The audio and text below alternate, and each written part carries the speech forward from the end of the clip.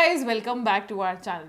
अब एक क्वेश्चन जो बहुत लोग हमसे पूछते हैं कि मैं टीचर हूँ, डेंटिस्ट हूँ, फिजियोथेरेपिस्ट हूँ या लॉयर हूँ, तो मैं किस पीएनपी के लिए एलिजिबल हूँ फॉर कनाडा। तो आज हम बात करेंगे रेगुलेटेड प्रोफेशंस के बारे में एंड सबसे पहले जिसमें बात करेंगे कि आपको कैसे पता चलेगा whether your profession your NOC is regulated one और नॉन रेगुलेटेड वन। एंड अगर आपका प्रोफेशन रेगुलेटेड है तो आगे क्या नेक्स्ट स्टेप्स होंगे, कौन सा पीएनपी होगा कि नहीं होगा, what are the options that you have. So let's get started. अब कनाडा में दो तरह के प्रोफेशंस होते हैं, रेगुलेटेड एंड अनरेगुलेटेड। अब अनरेगुलेटेड वो प्रोफेशंस हैं जिसमें प्रैक्टिस करने के लिए आपको लाइसेंस की जरूरत नहीं पड़ती।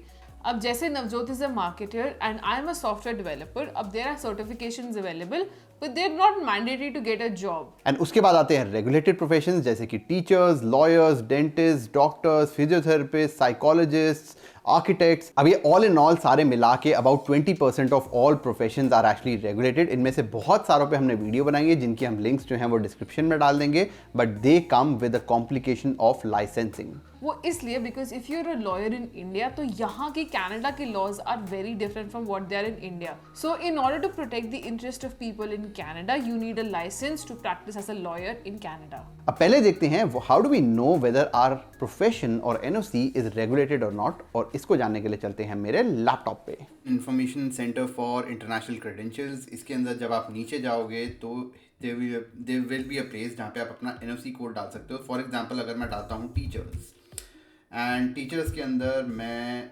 अभी सिर्फ टीचर्स डाल देता हूँ एंड मैं सर्च करता हूँ, तो मेरे पास जितने भी एनओसीज हैं टीचर से रिलेटेड वो सारे आ जाएंगे। तो फॉर एग्जांपल बहुत सारे लोगों का 4031 होता है, तो मैं सेकेंडरी स्कूल टीचर्स पे क्लिक करूँगा एंड जब मैं यहाँ पे जाऊँगा तो ये सारा लाल दिख रहा है, इसका मतलब कि this is a regulated profession. तो मेरे को ये पता चलेगा कि there is a mandatory certification required और लाइसेंस रिक्वायर्ड, एंड यहाँ पे सब जगह पे टिक मार्क लगा है। तो क्योंकि यहाँ पे सब जगह पे टिक मार्क लगा है, इसका मतलब सिंपली यही है कि सब जगह पे ये प्रोफेशन जो है वो रेगुलेटेड है।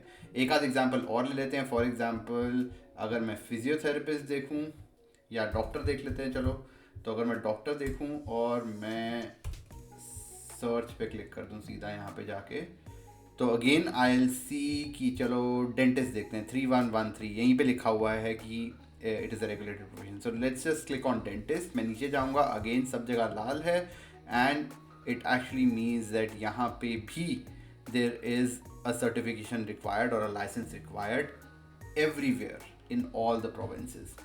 एक एग्जांपल ऐसा ले लेते हैं जिसके अंदर सर्टिफिकेशन रिक्वायर्ड नहीं है, जैसे कि मेरा खुद का प्रोफेशन है सॉफ्टवेयर डेवलपर ले लेते हैं, सिमरन का प्रोफेशन। सो सॉफ्टवेयर डेवलपर 2173, मैं सर्च पे क्लिक करूँगा तो यहाँ पे अगर मैं जाऊँगा सॉफ्टवेयर डेवलपर में 2174 हो गया, 2173 भी सेम ही होगा। यहाँ पे येलो है, येलो का मतलब कि एकदम बढ़िया है, there is no certification required.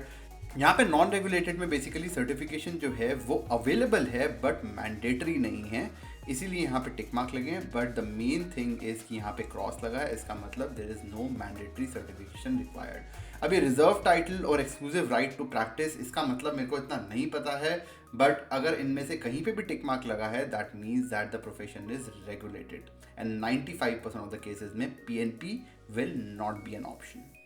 अब अगर आपका profession is a regular profession तो what does that mean for you? The answer is simple, there is a 99% chance कि आपको पीएनपी या वर्क परमिट वाली जो ऑप्शन है is closed for you.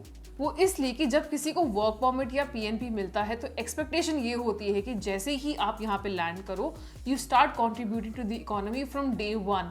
But वो रेगुलर प्रोफेशंस के लिए पॉसिबल नहीं है क्योंकि आपको पहले यहाँ पे आके लाइसेंसिंग करनी पड़ेगी, मतलब कि 1 साल की तो पढ़ाई होती ही है।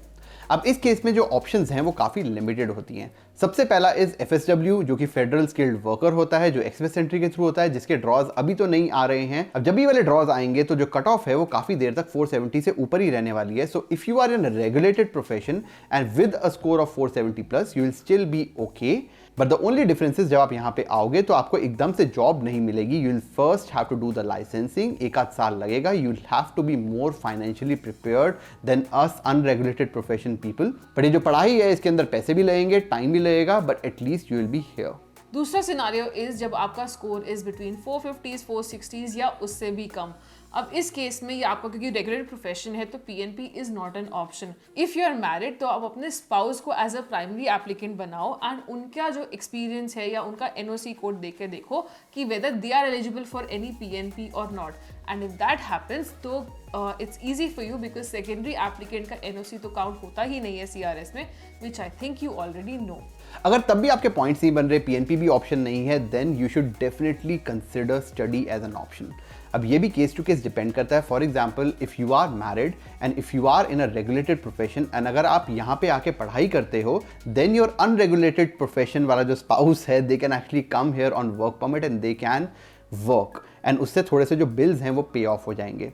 बट अगर हम अदर वे अराउंड देखें कि आपका जो अनरेगुलेटेड स्पाउस है, अनरेगुलेटेड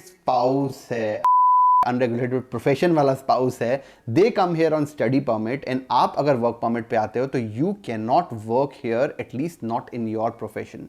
तो इस केस में जो फाइनेंशियल इक्वेशन है that may not work out for you and it becomes very complicated. So suggestion यही है कि जिसका रेगुलर प्रोफेशन है that person should come on study visa, and ये भी कोई इजी ऑप्शन नहीं है बिकॉज अगर आप रेगुलर प्रोफेशन के फील्ड में आगे पढ़ाई करते हो तो this will have very limited seats in Canada, it's very difficult to get in unless you would like to completely change your profession. अब एक एग्जाम्पल लेते हैं, जैसे for example there is a pharmacist in India who wants to do an MBA in Canada. अब वो अपने SOP में explain करेगा कि that I know the nitty gritties of you know being a pharmacist in India but I want to open my own pharmacy someday in India, तो मुझे MBA करके business side भी समझनी है। Study is a great option for people in regular professions, but अगर FSW draws में नहीं हो रहा है and you don't want to change your profession and keep working as a dentist और अ डॉक्टर, तो आई वुड रियली सजेस्ट कि आप before deciding on coming to Canada just find your why you want to come to Canada. Why is it such a big reason for you to move to Canada? Because it will be a big step, not just financially, but you probably be changing your profession. So make that informed decision. So like you can see, regulated profession में होना is not that easy, and अगर आपका FSW में नहीं हो रहा तो yes, study is an option. But guys, अगर आपको कोई भी कह रहा है कि आपका PNP में हो जाएगा, do not believe them, they are lying. It's really simple. अगर आप डॉक्टर हो, फिजियोथेरेपिस्ट हो, जो भी हमने पहले एक्सप्लेन करा था, कोई भी अगर रेगुलेटेड प्रोफेशन में हो तो PNP is very unlikely. Related to this, we are partnering up with lawyers and coming up with a series of alternative paths of immigration, जिसमें हम डिस्कस करेंगे about business visa, startup visa and more. So stay tuned for that. अगर channel को अभी तक subscribe नहीं किया है तो प्लीज कर लो. There's a lot more coming your way. मिलते हैं अगली वीडियो में, तब तक के लिए बाय बाय।